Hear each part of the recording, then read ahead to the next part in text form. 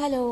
മലയാള ചലച്ചിത്ര രംഗത്തെ ഒരു അഭിനേത്രിയായിരുന്ന ശ്രീവിദ്യയെക്കുറിച്ചാണ് ഞാനിന്ന് പറയാൻ പോകുന്നത്. ആർ കൃഷ്ണമൂർത്തിയുടെയും പ്രശസ്ത ഗായിക ML വസന്തകുമാരിയുടെയും മകളായി തമിഴ്നാട്ടിലെ മദ്രാസിലാണ്, അതായത് ഇന്നത്തെ ചെന്നൈയിലാണ് ശ്രീവിദ്യ ജനിച്ചത്. ചെറുപ്പം മുതൽക്ക് തന്നെ സംഗീതത്തിന്റെയും നൃത്തത്തിന്റെയും ലോകത്തായിരുന്നു ശ്രീവിദ്യ വളർന്നത്. 13-ാം വയസ്സിൽ തിരുവിൾച്ചൊൽവർ എന്ന തമിഴ് സിനിമയിലെ ഒരു ചെറിയ വേഷത്തിലൂടെയാണ് ശ്രീവിദ്യ വെള്ളിത്തിരയിൽ അരങ്ങേറ്റം കുറിക്കുന്നത്. അമ്പലപ്രാവ് എന്ന ചിത്രത്തിൽ ഒരു നൃത്തരംഗത്ത് മാത്രം അവർ അഭിനയിച്ചിരുന്നു. മനോഹരമായ കണ്ണുകളുള്ള ആ പെൺകുട്ടി പെട്ടെന്ന് തന്നെ പ്രേക്ഷകരുടെ ഇടയിൽ ശ്രദ്ധിക്കപ്പെട്ടു. 1969 എൽ ശങ്കരൻ നായർ സംവിധാനം ചെയ്ത ചട്ടമ്പിക്കവല എന്ന ചിത്രത്തിൽ ആദ്യമായി സത്യന്റെ നായികയായി ശ്രീവിദ്യ മലയാള സിനിമയുടെ മുഖ്യധാരയിലെത്തി.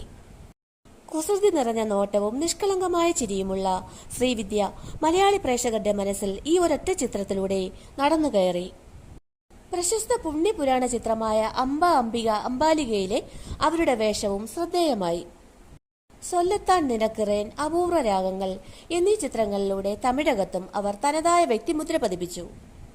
ചെണ്ട, ഉത്സവം, തീക്കനൽ, ഇടവഴിയിലെ പൂച്ച മിണ്ടാപ്പൂച്ച, വേനലിൽ ഒരു മഴ, ആദാമിന്റെ വാരിയല്, എന്റെ സൂര്യപുത്രിക്ക് എന്നിവ ശ്രീവിദ്യയുടെ ശ്രദ്ധേയമായ ചിത്രങ്ങളിൽ ചിലതാണ്. മലയാളം, കന്നഡ, തമിഴ്, ഹിന്ദി എന്നിവ ഉൾപ്പെടെ 6ഓളം ഭാഷകളിലെ ചിത്രങ്ങളിൽ ശ്രീവിദ്യ അഭിനയിച്ചിട്ടുണ്ട്. ഏറ്റവും കൂടുതൽ അഭിനയിച്ചത് മലയാള സിനിമയിലായിരുന്നു. മലയാളത്തിന്റെ വെള്ളിത്തിരയിലേക്ക് പ്രവേശിച്ചതിന്റെ 10ാമത്തെയും 14ാമത്തെയും 23ാമത്തെയും വാർഷികങ്ങൾ സംസ്ഥാന അവാർഡ് നേടിയാണ് ശ്രീവിദ്യ ആഘോഷിച്ചത്. 1979 ഇടവഴിയിലെ പൂച്ച മിണ്ടാപ്പൂച്ച, ജീവിതം ഒരു ഗാനം എന്നീ ചിത്രങ്ങൾക്ക് മികച്ച നടിക്കുള്ള സംസ്ഥാന അവാർഡ് ലഭിച്ചു. 1983 രചന, 1992 ദൈവത്തിന്റെ വികൃതികൾ എന്നീ ചിത്രങ്ങൾക്ക് വീണ്ടും സംസ്ഥാന സർക്കാരിന്റെ പുരസ്കാരം ലഭിച്ചു. അയലത്തെ സുന്ദരി എന്ന ചിത്രത്തിലൂടെ ചലച്ചിത്ര പിന്നണി ഗായികയുമായി ശ്രീവിദ്യ. പിന്നീട് ഒരു പൈങ്കിളി കഥയിലെ ആന കൊടുത്താലും കിളിയെ എന്ന ഗാനം ശ്രീവിദ്യ പാടി അവിസ്മരണീയമാക്കുകയും ചെയ്തു. നക്ഷത്ര താരാട്ട് എന്ന ചിത്രത്തിലും അവർ പിന്നണി ഗായികയായി. പിന്നീട് മിനി സ്ക്രീനിലേക്ക് ചേക്കേറിയ ശ്രീവിദ്യ ടെലിവിഷൻ പരമ്പരകളിലും സജീവമായിരുന്നു. 2004 അവിചാരിത എന്ന പരമ്പരയിലെ അഭിനയത്തിന് മികച്ച നടിക്കുള്ള സംസ്ഥാന സർക്കാരിന്റെ ടെലിവിഷൻ അവാർഡും ശ്രീവിദ്യയ്ക്ക് ലഭിച്ചു. മധുവിനോടത്ത് തീക്കനൽ എന്ന ചിത്രത്തിൽ അഭിനയിക്കവേ ഇതിന്റെ നിർമ്മാതാവായിരുന്ന ജോർജ് തോമസുമായി ശ്രീവിദ്യ പ്രണയത്തിലായി. 1979 ഇവർ വിവാഹിതരായി. ഒട്ടേറെ വിവാദങ്ങൾ ഉണ്ടാക്കിയ കുടുംബജീവിതം 1999 ഏപ്രിലിൽ വിവാഹമോചനത്തിൽ അവസാനിച്ചു.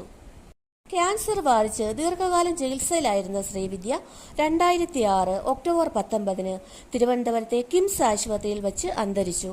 53 വയസ്സായിരുന്നു മരണം സംഭവിക്കുമ്പോൾ. അമ്മ തമ്പുരാട്ടി എന്ന സീരിയലിൽ അഭിനയിക്കുകയായിരുന്നു ശ്രീവിദ്യ അവസാന കാലത്ത്.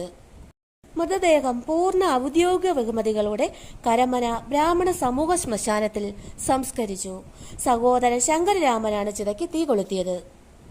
മെലോ ഡ്രാമകളാൽ മുഖരിതമായ മലയാള സിനിമയുടെ ചരിത്രത്തിൽ ശ്രീവിദ്യ അഭിനയ തികവ് കൊണ്ടാണ് തന്റെ പേര് എഴുതി ചേർത്തത്. റൌഡി രാജമ്മ, ഇടവഴിയിലെ പൂച്ച മിണ്ടാപ്പൂച്ച, പഞ്ചവടിപ്പാലം തുടങ്ങിയ ചിത്രങ്ങളിലൂടെ അവർ സിനിമയിൽ തന്മയത്വമാർന്ന അഭിനയ രീതി കാഴ്ചവെച്ചു. 1966 മുതൽ 2006 വരെയായിരുന്നു സജീവകാലം. 40 വർഷത്തെ കരിയറിൽ അവർ 500-ലധികം സിനിമകളിൽ അഭിനയിച്ചു. 2006 റിലീസായ ചാക്കോ രണ്ടാമൻ എന്ന ചിത്രത്തിലാണ് അവർ അവസാനമായി അഭിനയിച്ചത്.